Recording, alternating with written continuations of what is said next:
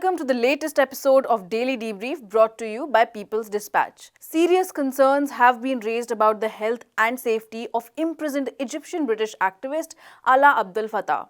His family has reported having no contact with him for over 10 days. Fears that the 40-year-old's life may be at risk are rising, given that he has been on hunger strike for over 117 days. A prominent face of the 2011 Arab Spring protests, Fattah has been repeatedly targeted and persecuted by the state. Fattah's sister Mona stated that the last communication the family received from him was a letter dated July 16th, which was withheld by Egyptian authorities until July 24th. For more on this, we have Abdul from People's Dispatch. Hi Abdul, welcome on the show. So can you tell us what are the kind of threats that Fattah is facing in the prison and that has led to him launching the hunger strike? Since he is on hunger strike, and this hunger strike primarily started because the basic facilities which a prisoner requires in a jail to survive were not provided to him. He had complained before of how he has been mentally tortured because of the lack of basic amenities. And in September, he had also complained about so much torture that he at one time he was planning to, he said that he's planning to commit suicide or something. So that kind of mental space in which he is in Egyptian jail he is in, because the authorities there have kind of denied him basic amenities, and now in last 10 to 12 days they have also prevented him from meeting his family members, which can further have an impact on his mental health. Apart from the mental health, of course, the basic facilities like food, sleeping, his right to move, and so on and so forth are all also in danger, which basically has led to, particularly when his family members are not allowed to meet him, his letters are not delivered on time to his family members.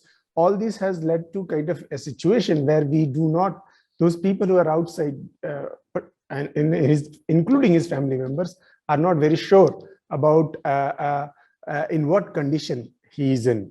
And his sister and his other family members have also expressed apprehensions that this could mean anything, given the record of the Egyptian prisoner authorities, that can kind of lead to his death as well, because we have seen how several activists in past have been basically killed inside the prison in Egypt, including the former president.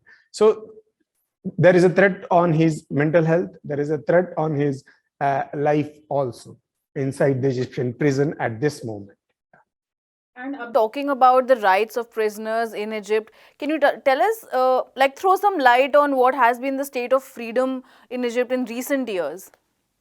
Well, the overall condition because of which Fattah is in jail is basically shows that the regime which came into power after the coup in 2013 has created a situation in Egypt where no democratic forces, no people who basically who are trying to fight for their basic rights, struggling to get their basic rights, are allowed to express any kind of dissent towards the authority. And whoever tries to do such thing, they are put behind the bars in Egypt.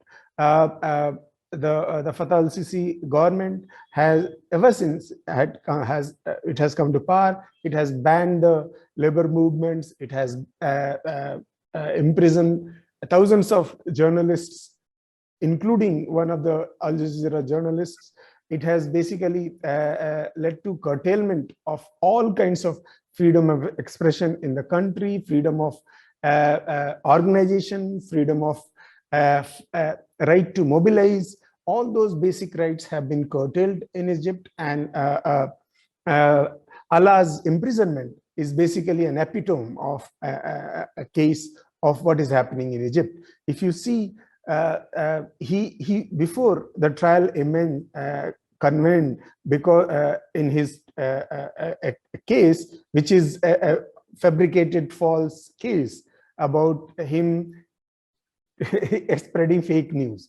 Correct. That case, before that, he was in jail for 2 years. He was in detention before the trial for 2 years. And once the trial began, without any proper hearing, he was pronounced guilty. He was not even given the right to appeal in this particular judgment. And now he's forced to spend 5 years in jail without basic amenities. It means that there is a vicious attempt by the state to discourage all kinds of activism, all kinds of expression of dissent, all kind of voicing of concerns about someone's right. And I think that basically establishes the fact that Egypt at this time is basically in a very bad shape, and it is one of those countries which basically threaten the basic human rights of people. Thank you so much for that update, Abdul. The 2022 Commonwealth Games commenced on July 28th in Birmingham. The Games, which represent 2.5 billion people from 72 nations and territories, most of which were once ruled by the British Empire, have faced criticism regarding its relevance in the present day in addition to the huge costs it involves. We talked to NewsClick Sports editor Leslie Xavier on this issue. So Leslie, can you tell us what is the relevance of the Games right now? Well, I mean, when you talk about the relevance of the Commonwealth Games, it goes beyond the other continental games. I mean, the scope goes beyond what we discuss when we talk about, say, the Asian Games or the Pan American Games, because this is not just a geographic idea. This is about the colonial past of these countries who are part of this. 54 countries are taking part, nations and provinces are taking part in the Commonwealth Games this time around. So we are talking about the colonial past, which is multi-layered again, because when the discussion happens, we talk about the oppression that has happened. Some people, the protests that come against Commonwealth Games when these games are being staged. I mean, people talk about how the wealth of these countries were taken, and Commonwealth is actually a common loot. Things like that come out. So I mean, it's multi-layered that way, but I'm not getting too much into the political relevance of it now, because that's always been a divide right through the existence of Commonwealth Games ever since it was started in the 1930s. At that point, it was called the Empire Games. So getting to the modern context of the games as such, two things we can consider. One is the paramount thing is the sporting idea of Commonwealth Games and what it entails, what it provides the athletes who are taking part in it and the nations. So what happens, Commonwealth Games falls right in between an Olympic cycle. For instance, if Tokyo Olympics was staged in 2020, Commonwealth Games is happening in 2022, and then 2024, the next Olympics in Paris. So it is actually a midpoint where the experience of a multi-discipline, multi-sport, multi-nation event, that experience that the athletes go through, and also they can actually use it as a midpoint of how they progress from one games to other, because the idea is to progress from the previous games and then peak in the next Olympics. That's how these athletes sport. It's not like they will have a uniform performance. So as far as performance yardstick is concerned, the games provides them a measure, especially the athletes from the Commonwealth nations, about where they stand globally. Having said that, all these disciplines have their own world championships, all have their own continental championships, even their own Commonwealth championships also separately. So staging a multi-disciplined mega event like Commonwealth Games makes us wonder whether that much of expenditure is warranted. The point to be considered here is that one of the points again is that the quality of the competition, is it high enough for it to warrant such an expense, and for the athletes, even the stars for that matter. Giving you an example, Usain Bolt never competed in individual races in a Commonwealth Games. He didn't have to. He was a world beater. He was an Olympic champion. He didn't have to prove himself as a Commonwealth Games, but he did take part in a relay event once. So that is a question of relevance, whether it attracts the stars, etc. There are certain events which are high quality at the Commonwealth Games. The events that are traditionally the Commonwealth nations have been strong, events like athletics, because you're talking about Kenyans, you're talking about Caribbean nations coming in. So sprinters, long distance and middle distance runners. So the competition is tough there. Swimming, we're talking about Australia, one of the strongest swimming nations in the world. So great team comes there. Cycling is big, squash is big, hockey is high quality. So there are many disciplines which offer high quality competitions. Just that the expense part of it, whether that and the organizational headache that it happens between calendars, and considering now of late about the COVID protocols and escalation of cases, etc., a lot of factors are to be accounted for. So whether it's worth it, that's the question that arises. And the primary question is the economics behind it.